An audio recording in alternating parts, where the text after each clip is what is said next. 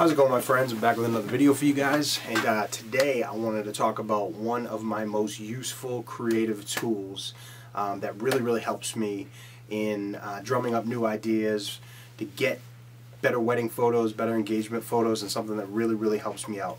But today I want to talk about what I use when I'm not shooting professionally 99% of the time.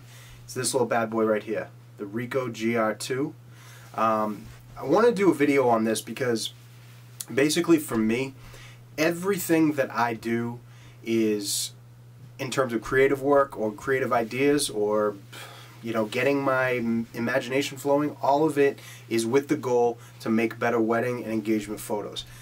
I believe that you have to have a one-track mind. You guys have been watching my videos enough, you know that this is how I feel, but I believe that you have to have a one-track mind when you're trying to go for mastery and to create something truly different, something that truly withstands the test of time and is something that truly hasn't been seen before.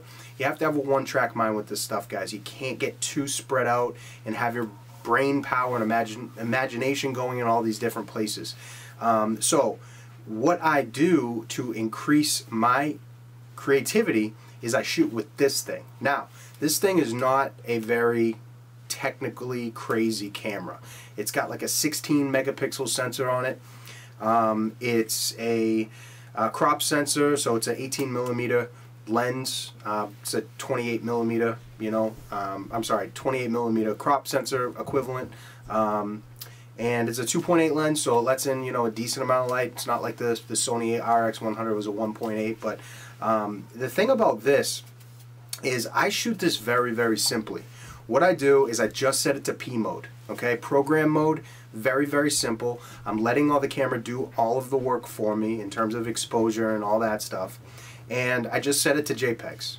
I set it to JPEGs because it does have this little handy thing here. It has its own Wi-Fi built in, so you can just press the button and then I can connect it to the app on my phone, and I can just, on the go, as I'm shooting, I can just transfer stuff real quick.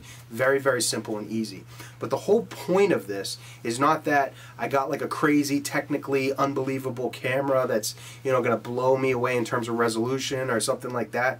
It's literally just a tool that when I don't have my professional gear, which is most of the time because I really only use my professional gear on site with clients, I'm out there shooting and creating pictures with something that's simple, that I can just look around, and it's not the quality of the lens or the background bokeh blur or something with crazy high resolution that's making a good pic. It's me forcing myself to make good composition, so I see things differently. So this thing is like a really good tool. I think everybody should, even if you don't want to get the Ricoh, which I do recommend because it's very fast, like and the picture quality is really good. I like to shoot in black and white. As you guys can tell from my videos, I really like black and white. So I shoot this thing in just black and white, JPEG on P mode, and I just let the thing do it. It has a very simple little button back here for exposure compensation, so you can just dial it up or dial it down. Very simple. And yeah, guys, it's so easy to use, and that's why I love it. It really helps. I'm not going to get it. This isn't like a technical spec on this thing because that's not what it's about for me. I didn't buy this because it's technically the best camera. I bought this because it's a good tool for me to be out there shooting and looking at things in a different way and keep my mind sharp and the ideas flowing.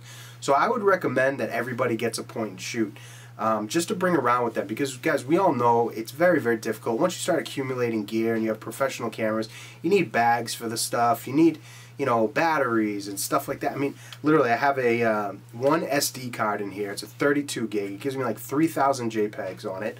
I never take the battery out of this. I just charge it and it lasts me like a week, and I'm shooting with it all the time. It's small enough that I can put it right in my pocket, my front pocket, my back pocket, my jeans. It doesn't take up a lot of space, very light, and it's simple to use. I mean, it has like a hot shoe mount here, which I haven't even taken the cover off of it. I don't do all that. I'm not trying to push it to the limit with this thing. The whole point of it, guys, is it's a tool that you can use to simplify your process when you want to create, like when you want to keep the creativity going for your main photos, the real stuff that you're trying to create that's commercial, whatever you're making money off of.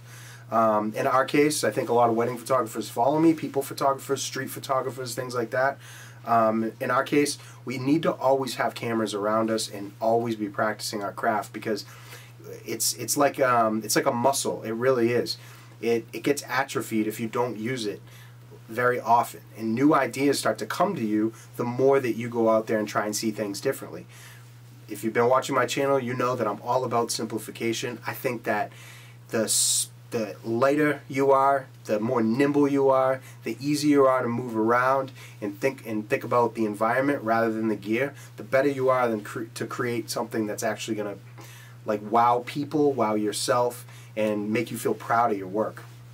So yeah, I just wanted to go over that, guys. I don't shoot in any other mode but P mode. I think it's fine, you know, just to shoot in program mode and not focus on anything else other than finding interesting subjects.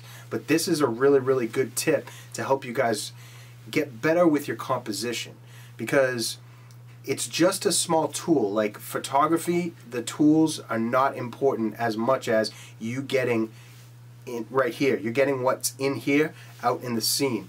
And so when you're just walking around strolling, it's very easy. The other thing is, when I'm out there, I shoot a lot of people, even when I'm traveling, you know, airports and new cities, stuff like that. It's very, very indiscreet. Like or very discreet. I can sit there. It's no viewfinder, so I'm just looking at the screen. I can, you know, kind of shoot from the hip if I need to, but I'm not intrusive with this thing. I don't have a big camera and I'm snapping off crazy pictures with a big lens. And it allows me to get into more situations that maybe I wouldn't want to go to, or I feel uncomfortable with my professional camera. So that helps too, guys. I'm just, I think it would do a lot of people who shoot photography to go out with a point and shoot for just a few weeks. Pick one up. It doesn't have to be this one. You can get a cheaper one. Like I said, I like this one, the build quality, the way it feels in my hands, the portability of it. But, you know, it would help you a lot to get into that mind state where your only focus is just composition. Because if you do that, I mean, essentially like what I am now is, when I go on engagement shoots and I do couples portraits and stuff like that, I think of myself more as a landscape photographer that's putting people in the subjects and creating compositions that way. Rather than thinking about just the couple, I'm thinking about the composition and the atmosphere and the background way more, because I go out and I use things like this. Because this isn't about really people, it's about the scene. Getting a composition that's interesting.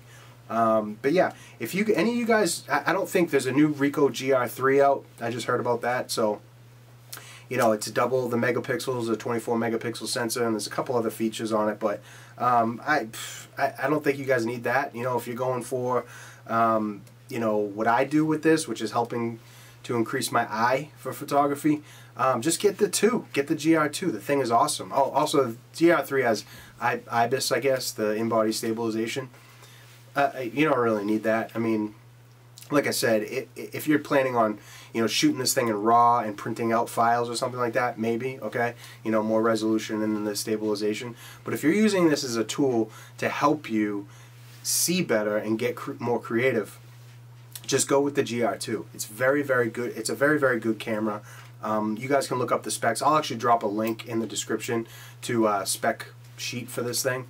But yeah, let me know if you guys use this thing. I'd like to know what you guys, and also too, maybe post, if you guys do use this and you guys are using it for street photography, or as you guys are on the go, post some links in the comments so I can see what you guys are shooting with this. I was thinking about doing, coming up, you guys can let me know if you're interested, but I was thinking about doing up a, asking for you guys to send in some photos, and I could do a photo critique, and we can kind of talk about the plus and minuses, the things that I like, the stuff that I see, or if you guys would like me to post more of my work, and I could go and kind of critique my own photos and show you what I was thinking in those scenes. Let me know if you guys think that's a good idea, if you guys would be interested in that. And yeah, I got a lot of new content coming from you guys, for you guys. I had some great ideas over the past few days, and yeah, I can't wait to get it out. So yeah, until next time, guys.